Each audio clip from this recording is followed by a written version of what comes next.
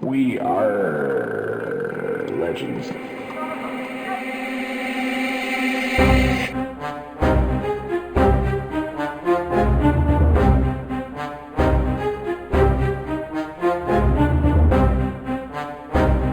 Welcome to We Are Legends, the unofficial podcast for DC Legends Mobile. I am Slowbeast, and with me as always is Hate Mail. We have a lot to talk about today, so let's get right into it. Breaking news. Well, we got a pretty slow news week. A couple of things to talk about. We have Power Girl and Poison Ivy event. The Poison Ivy event's going on right now. First Power Girl event just finished. What do you think about the Poison Ivy event? Have you completed it?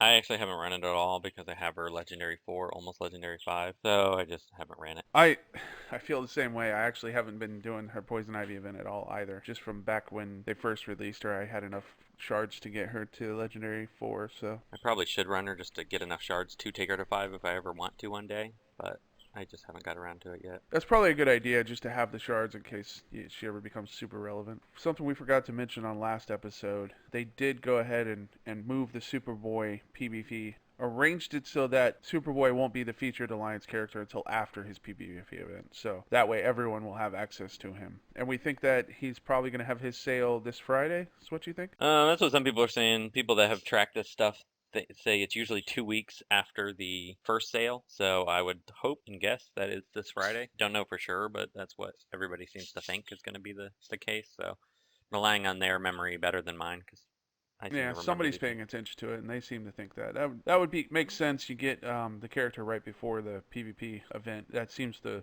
follow suit from what I remember as well. So yeah, before the PvP event ends, you have it a couple days early. Yep. Which would be nice. I actually just finished saving up all the gears to max him out when he comes out, so that will be fun. Nice. You'll give us a rundown of him very soon. Let us know what you think. Should be next week's character that we'll discuss. And then I do think this is really good that they caught this error, and a lot of people were really upset about it. So now they were listening to the community on this one, so that is nice, and they arranged it to the old pattern that they were following. So I don't know if it was a mistake or something they were intending to try to move it around, but they did listen and change it, so that's nice.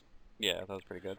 Speaking of fixing issues in the combat fixes, they fixed a bunch of them recently. Let's see, we got issue with Ares, God of War. Enrage will now be applied to a random enemy when less than 4 enemies are hit with the Energy War Sword. They fixed an issue with Red Hood, Vengeful Vigilante, so that the team leader ability Outlaws Never Die triggers the proper buff immunity and turn down speed when a revived enemy dies. They fixed the issue with Dr. Poison's gas grenade, superpower that caused on-death abilities to trigger multiple times for characters like Lobo and Deathstroke. They fixed an issue that would allow defeated heroes with stamina ups to continue attacking. I never even saw that one. Yeah, yeah, that was my ghost. Remember my ghost character? Oh, that's okay. So they had stamina ups, and they just continued attacking. Interesting. Okay. I didn't realize that was what caused it. But the big one to take away on this one is, well, Dr. Poison, for the people that had him, that was kind of annoying. If a character died from the true damage on Dr. Poison's gas grenade, they would give Deathstroke 7. It would be like the character died 7 times. Gotcha. But the big one here is the Red Hood, and that is the fisks we've all been dying for, because you can use Red Hood. It would still be better than fighting him without Red Hood, but then your game would freeze, and I have had a few people tell me that they are still seeing some game freezings. I haven't experienced that since this patch drop, but it seems like it's vastly improved, and most people in the community seem pretty happy about that. So, and the good thing is you all may notice that the podcast is running a little late. I had an issue with my dog. Thought we were going to have to take her to the emergency vet, but she seems to be doing better now. So we're recording this a little late, but that patch dropped last night, so we haven't had a chance to play with it a whole heck of a lot yet. Yeah, we'll have to check out all these changes and see if they're working effectively. There was some other general fixes that they did as well. The Arcus's issue challenge. I'm not even going to attempt to say that. Chumamucks. Everybody calls them chipmunks. So. Chipmunk? Yeah. All right, so the superpower that was causing the game to hang when a target dies before Arcus performs his counterattack. They fixed that. They fixed an issue that would cause the battle to hang when stealing a min buff from an enemy character. Maybe that's what Red Hood was doing. Maybe that's why it was freezing. was hanging because he was stealing men's. Yeah. Him or Katana, I guess. I had a few times where I was playing with Katana and the game would hang. So maybe okay. that. They fixed an issue that would cause the game to hang when Joker is the last enemy character and kills a hero on his last attack. And then they fixed various interface issues with the iPhone X and the Pixel 2 XL devices. That's So, good. That problem just- you had before should be Yeah, fixed, hopefully. So just some general quality of life fixes, which nothing wrong with that. Yeah, I'm just happy to see this because this was a little bit overdue. So we're excited to see a lot of these bugs are finally getting taken care of. And I can confirm the iPhone fix is in effect. I can actually see what the rarity of the item I'm looking for is without having to do that little trick I was doing before. Good. So that's nice. That's a big patch that they put out. That's a lot of fixes. Yeah, actually. that's probably why it took so long because it seems like there was a whole lot of things. So Yeah. Then in the shop we had the Shazam 60 shards, 6,000 gem sale, the $24.99. It was pretty good. I took advantage of it. It's like a little mini sale compared to the $100 one. yeah, I grabbed because I was desperate for gems. I grabbed a couple of them. I wanted to take my Shazam up higher, and I needed gems, so that was a good purchase to get. I know that everybody says that we're just being biased because we're looking for Black Adam, but I'm not particularly looking for Black Adam, and I always see him in the Alliance shop still. How about you? There's no way that is the way it was before because I would have recognized that Black Adam was in the shop that much, and I've been hearing that from a ton of people. So I don't think it's just the concept of seeing something out there.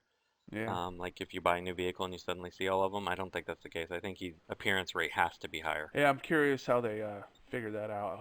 What characters, if it is truly random, or if they are affecting it to try to promote characters that they want. I don't know. I'd like somebody to tell me if we're wrong, but I can't believe that's the case. I know there's people out there that track the shops and these types of things, so would be Right. curious if you'd leave in the comments if that's the case. But I have a feeling he's showing up more, which is interesting. It'd be kind of neat to know if that's something they may be starting to do.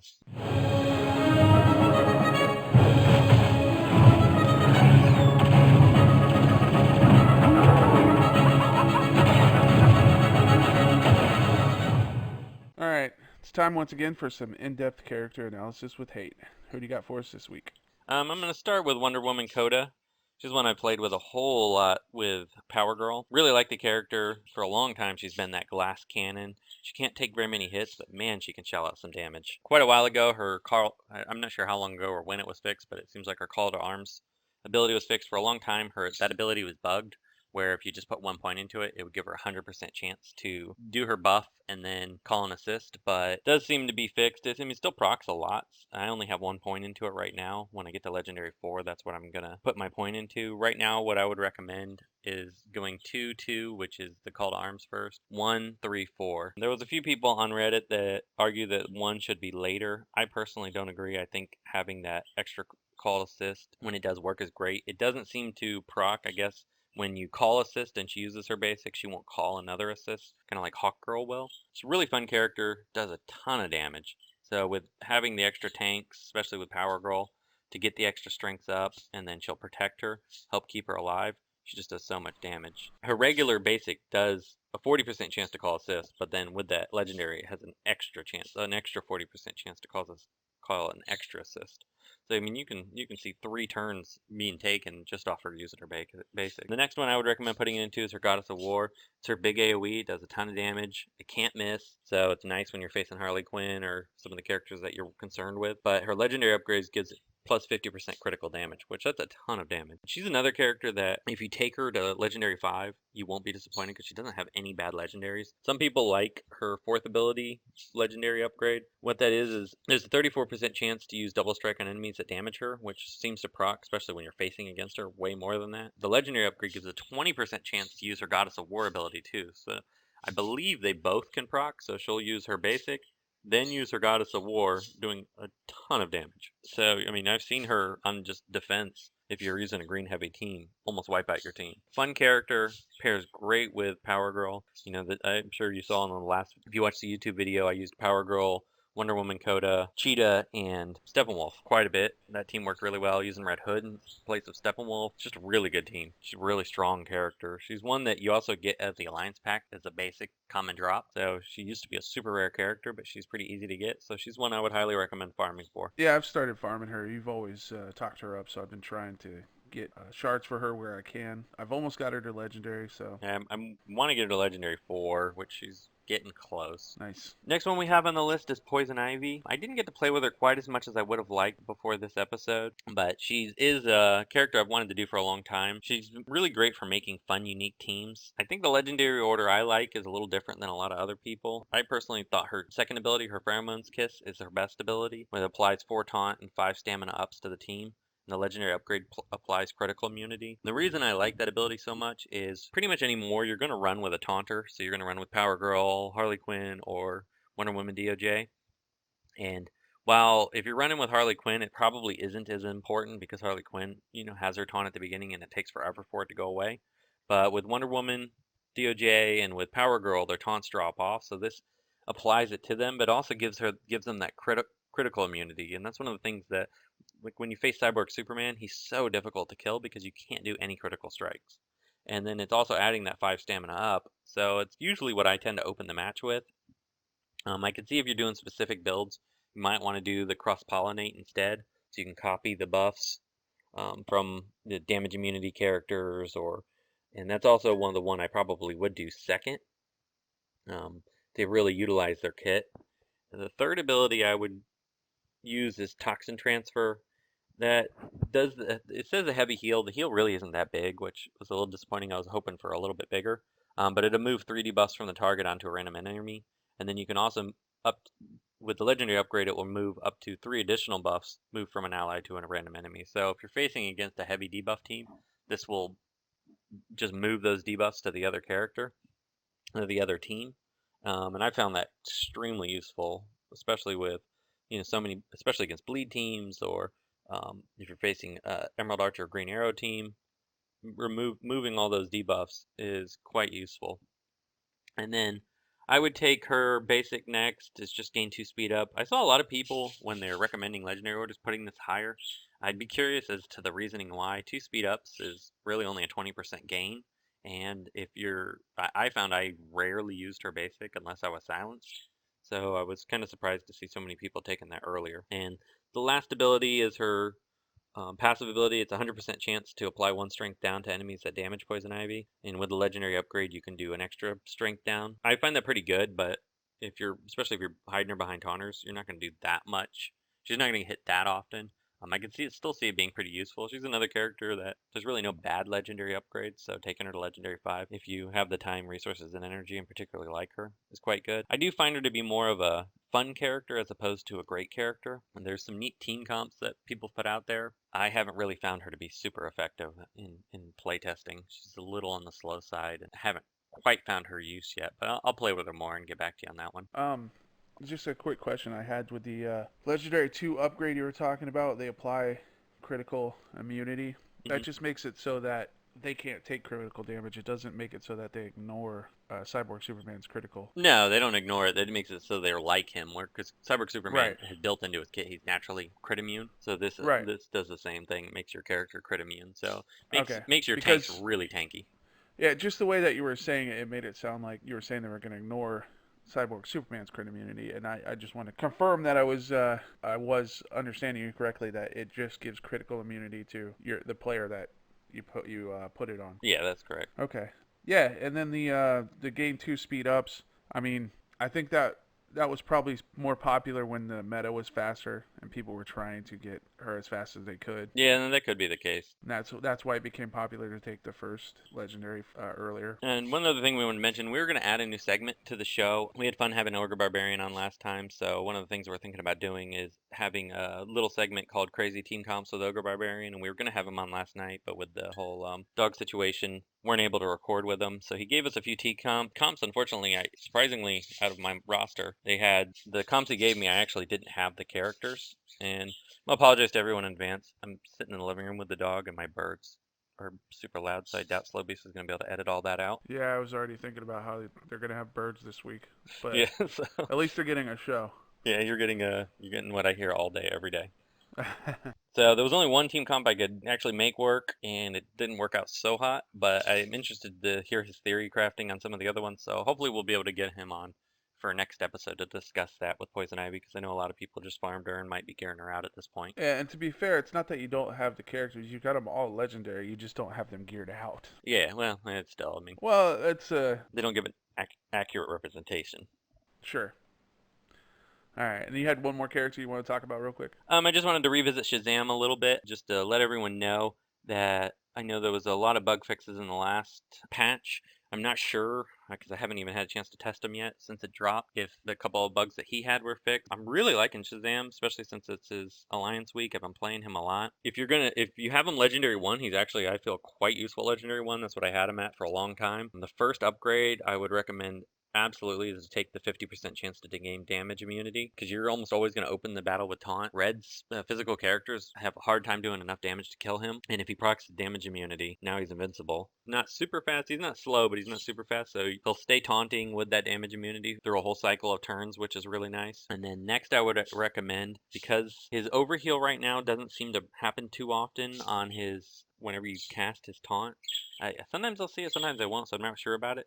But on his basic, his 30% chance to stun a target if Shazam is overhealed, I haven't seen it happen yet. I don't know if it's bugged or if it's just maybe I just haven't seen it, but I have a feeling it's not working properly. And then also the second upgrade on Fortitude of Atlas, his 25% chance to use Strength of Hercules. Oh, Hercules, Hercules, Hercules. Against attacker if allies take damage. I've never seen that happen, so I have to believe that's probably bugged too, unless it was fixed in this recent patch and I haven't seen it yet. So what I would recommend, if you're using him now, he's still quite effective, and I think he'll be great once those things are fixed. Take the damage immunity, and then take the power of Zeus, the negative 50% turn meter to an enemy. I was torn on whether to take that early or not, his number 3, but I like the idea of the stun with the counter attacks, so I had recommended taking those earlier, but since those aren't working properly right now, you might want to consider either waiting for them to be fixed, or if you don't want to wait, take the negative 50% turn meter to an enemy, which is still super useful. I think he's ideal at Legendary 4, because then you can have everything once it's fixed.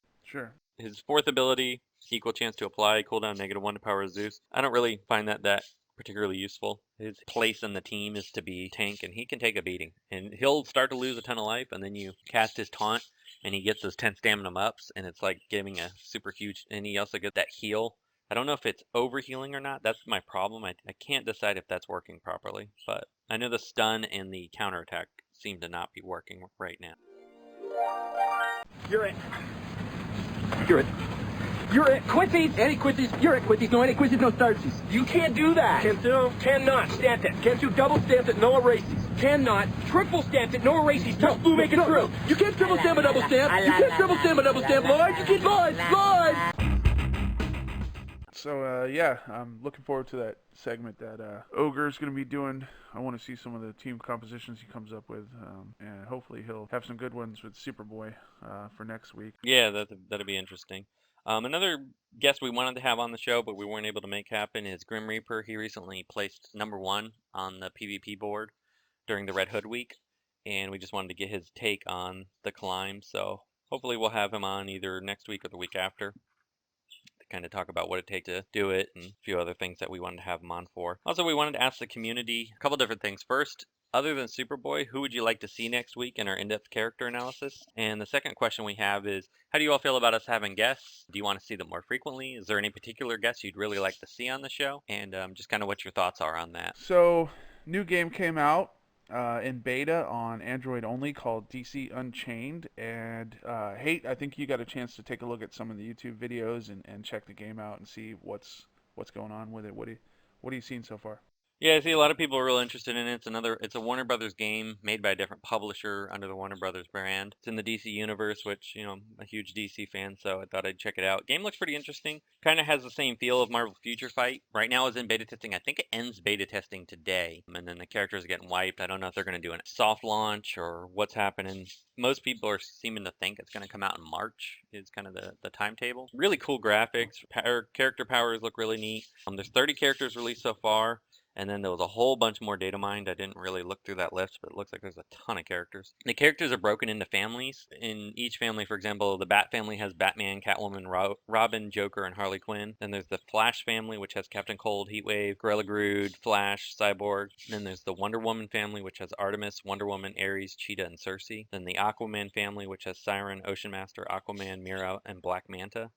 And then the one I'm most excited for is the Lanterns family, which has Larfleeze, Sinestro, Bleeze, Green Lantern, and Star Sapphire. And then the last one is the Superman family, which has Silver Banshee, Lex Luthor, Superman, Supergirl, and Doomsday. And it looks like as you unlock the whole family, they gain additional skills as you have more family members. And once they're all unlocked, you get all the characters. It looks like apparently there's hero characters, villain characters, and neutral characters. And I guess there's certain things that you have to do where you can only use heroes or you can only use villains.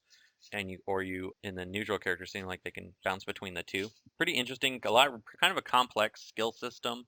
Looks like they're going to have PvP alliances, the whole 9 yards. So far, the reviews from people that are playing the game is pretty positive. I'll put in the show notes, there's a Reddit page for them, and I'll also include a YouTube video that has a great intro guide that kind of goes through the whole game and all the different things for it. But it looks like an interesting game. I'll definitely be checking it out. Yeah, I don't remember from Marvel Future Fights because I didn't play it that much. Did they have any kind of PvP, or is it all PvE?